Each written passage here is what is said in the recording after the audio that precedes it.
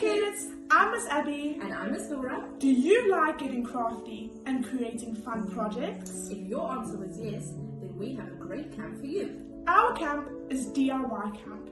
Miss Laura, do you know what DIY stands for? I'm not sure I do. DIY stands for do it yourself. Oh, so what are we going to be doing ourselves? Well, follow along and you'll find out. No, that's not right. Miss Laura, I don't quite understand what I should be doing here. Should I be going over it, under it, through it? Don't worry, that's what we'll be helping you with at our camp.